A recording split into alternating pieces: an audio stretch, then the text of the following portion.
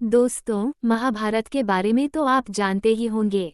भगवान श्री कृष्ण के जीवन का एक अद्भुत अध्याय, कौरवों पांडवों के बीच वास्तविक अधिकार की लड़ाई और अधर्म पर धर्म की जीत की गाथा है महाभारत। और क्योंकि आपने महाभारत के बारे में न सिर्फ सुना बल्कि टीवी पर देखा भी होगा, तो महाभारत के महायोद्धा महानायक अर्जुन के बारे में भी आप अच्छी तरह जानते ही होंगे। हमारी आज की कहानी भगवान श्री कृष्ण के प्रिय पार्थ यानी अर्जुन के ही जीवन से जुड़ी है। दोस्तों, ये हम जानते ही हैं कि महाभारत में विजयी होकर लंबे समय तक शासन करने के बाद युधिष्ठिर अपने चारों भाइयों भीम, अर्जुन, नकुल, सहदेव और पत्नी द्रौपदी के साथ स्वर्ग के लिए निकले थे। लेकिन रास्ते में एक एक कर सभी की मृत्यु होती गई। सिर्फ युधिष्ठिर ही सशरीर स्वर्ग तक पहुंचे थे। इसकी कथा हम बाद में जानेंगे, लेकिन इतनी चर्चा से हम ये जान गए हैं कि महायोद्धा अर्जुन की मृत्यु स्वर्गारोहण के दौरान हुई थी। अर्जुन की मृत्यु का यही सत्य प्रचलित है। लेकिन क्या आप जानते हैं कि अर्जुन की स्वर्गारोहण के दौरान हुई मृत्यु पहली नहीं थी। वो इससे पहले भी एक बार काल का शिकार हो गए थे। क्यों? ये बात सुनकर आपके मन में ये सवाल उठा ना कि आखिर जिन्हें अपने वक्त का सबसे बड़ा योद्धा माना जाता था, जिन पर खुद भगवान श्री कृष्ण का आशीर्वाद हमेशा रहता था, जो खुद देवाधिदेव महादेव से युद्ध कर चुके थे, ऐसे अर्जुन की पहली मृत्यु आखिर कैसे हो गई? आखिर कौन था वो योद्धा जिसने अर्जुन की जान ली? और अगर अर्जुन मर चुके थे तो फिर वे दोबारा जीवित कैसे हुए? तो दोस्तों, यहाँ एक महत्वपूर्ण जानकारी जरूर जान लीजिए कि अर्जुन को मृत्यु देने वाला और कोई नहीं बल्कि उनका अपना ही बेटा था। जी हाँ, आपने बिल्कुल सही सुना, अर्जुन को उनके ही बेटे ने मार डाला था। अब यकीनन आप जानना चाहते होंगे कि आखिर ऐसा क्या हुआ जो पुत्र ही पिता की जान ले बैठा। तो चलिए शुरू करते हैं इसकी कहानी और जानते हैं पिता पुत्र के युद्ध की ये अद्भुत कथा। तो दोस्तों, सबसे पहले ये जान लेना जरूरी है कि अर्जुन की 4 पत्नियां थीं। उनका विवाह द्रौपदी और फिर सुभद्रा से हुआ था, ये तो सभी जानते हैं। लेकिन उनकी 2 अन्य पत्नियां चित्रांगदा और उलूपी थीं। उलूपी नागुओं की राजकुमारी थी, जबकि चित्रांगदा मणिपुर के राजा चित्रवाहन की पुत्री थीं। महाभारत के युद्ध से काफी पहले अर्जुन जब निर्वासित जीवन जी रहे थे, तब वह मणिपुर भी आए थे। यहीं राजकुमारी चित्रांगदा से उनकी मुलाकात हुई और राजकुमारी ने उनसे ही विवाह का मन बना लिया। पहले तो अर्जुन इसके लिए तैयार नहीं थे, लेकिन भगवान श्री कृष्ण के निर्देश पर उन्होंने विवाह की हामी भरी। हालांकि राजा चित्रवाहन ने ये शर्त भी रख दी थी कि विवाह के बाद उनकी पुत्री मणिपुर में ही रहेंगी। इसकी वजह ये थी कि चित्रांगदा राजा चित्रवाहन की इकलौती संतान थी और राजा ने संकल्प लिया था कि उनकी पुत्री का पुत्र ही उनका उत्तराधिकारी होगा।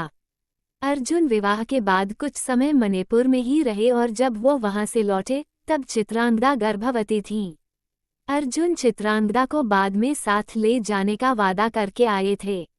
आगे महाभारत की तैयारी, युद्ध के बाद विजय और फिर राज्य की व्यवस्थाओं के चलते अर्जुन को वर्षों तक मणिपुर लौटने का मौका नहीं मिल सका। इधर महाराज युधिष्ठिर ने ऋषियों की प्रेरणा से अश्वमेध यज्ञ का संकल्प लिया। पूरे विधि विधान से पूजन के बाद हस्तिनापुर से महाराज युधिष्ठिर का अश्व निकला। अश्व की रक्षा की जिम्मेदारी अर्जुन पर थी। कई राज्यों से अश्व निकला और हर राज्य के राजा ने हस्तिनापुर की अधीनता या मैत्री स्वीकार कर ली। चलते चलते यह अश्व मणिपुर राज्य की सीमा पर पहुंच गया।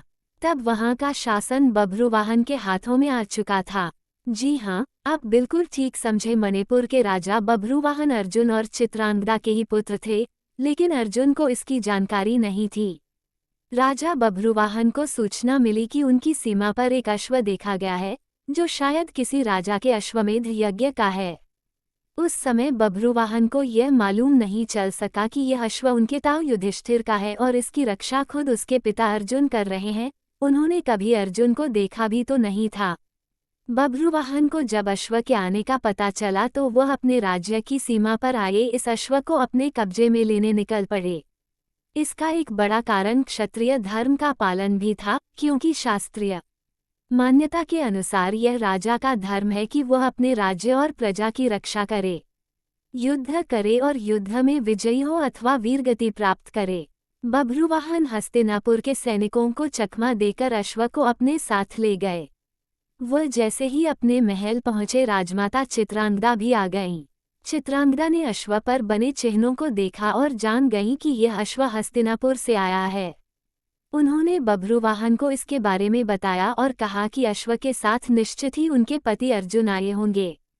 ये सुनकर बभ्रुवाहन की प्रसन्नता का ठिकाना नहीं रहा। वह तुरंत तैयार हुए और पिता के स्वागत के लिए निकल पड़े। दूसरी ओर अश्व के गायब होने की जानकारी पर अर्जुन ने युद्ध की तैयारी कर ली। वह सेना लेकर निकलने ही वाले थे कि बभ्रुवाहन वहां अश्व लेकर आ गए। उनके हाथ में स्वागत के लिए मालाएं, पुष्प देख अर्जुन जान गए कि वह उनके ही पुत्र हैं, लेकिन यज्ञ के धर्म को ध्यान रखते हुए उन्होंने पुत्र बभ्रुवाहन को धिक्कारा। अर्जुन बोले कि तुम क्षत्रिय धर्म का इस तरह अपमान क्यों कर रहे हो? यदि तुम्हें साहस नहीं था तो तुम्हें अश्व को नहीं ले जाना चाहिए था और जब ले गए थे तो युद्ध के लिए तत्पर होना चाहिए था। इस तरह फूलमालाएं लेकर तुमने अपना ही नहीं, मेरा भी अपमान किया है। अर्जुन ने बभ्रुवाहन को कहा कि वह अब बिना युद्ध किए अश्व को वापस नहीं लेंगे। बभ्रुवाहन अपने पिता को मनाने की कोशिश में जुटे रहे, लेकिन अर्जुन नहीं माने। इसी बीच अर्जुन की चौथी पत्नी नागू की राजकुमारी उलूपी भी वहां पहुंची और बभ्रुवाहन से कहा कि वह धर्म का पालन करते हुए अपने पिता से युद्ध करे। उलूपी ने कहा कि इस युद्ध के जरिए बभ्रुवाहन अपने पिता को प्रसन्न कर सकेंगे। विमाता की बात मान बभ्रुवाहन ने युद्ध शुरू किया। पिता पुत्र के बीच जमकर युद्ध हुआ। इस दौरान अर्जुन ये देख हतप्रभ रहने के साथ बहुत प्रसन्न भी हुए कि उनका पुत्र बभ्रुवाहन उनके समान ही पराक्रमी महायोद्धा था। दोनों के धनुषों ने पूरे युद्ध क्षेत्र को बाणों से ढक दिया।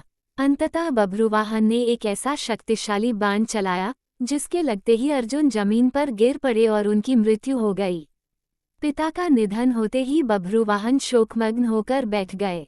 इसी बीच चित्रांगदा भी वहां पहुंची और पति अर्जुन को मृत देख अन्न जल त्याग मृत्यु का संकल्प ले लिया। उलूपी ने उन्हें समझाने का प्रयास किया तो चित्रांगदा ने कहा कि यह सब उलूपी के ही कारण हुआ है। उलूपी चाहती तो अर्जुन और बभ्रुवाहन दोनों को मना सकती थी। ये सब सुनने के बाद उलूपी ने एक विशेष नागमणि का आह्वान किया। मणि को बभ्रुवाहन को देकर उन्होंने कहा कि बेटा यह मणि अपने पिता की छाती पर रख दो। बभ्रुवाहन के ऐसा करते ही अर्जुन के प्राण लौट आए और वह फिर उठ खड़े हुए। अर्जुन ने उलूपी से कहा कि वह यहाँ कैसे आई और उसे मणि के उपयोग के बारे में कैसे पता था। उलूपी ने बताया कि जब अर्जुन ने भीष्म का वध किया तो उस दौरान किए गए छल से वसुदेवता अर्जुन से बहुत नाराज हुए। वसुदेवों ने अर्जुन को शाप दे दिया कि जिस तरह उन्होंने अपने पितामह को मारा, उसी तरह उनका वध उनका ही पुत्र करेगा।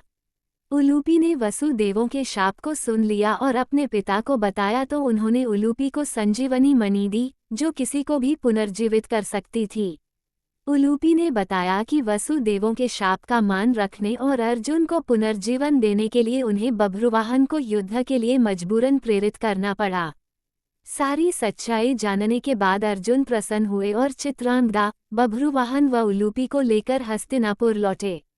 दोस्तों, हमें उम्मीद है कि महाभारत की यह अनसुनी कथा आपको जरूर पसंद आई होगी। ऐसी ही कथा कहानियों को सुनने के लिए हमारे चैनल को सब्सक्राइब जरूर कीजिए। ये कथा आपको पसंद आई तो इसे लाइक, शेयर भी कीजिए।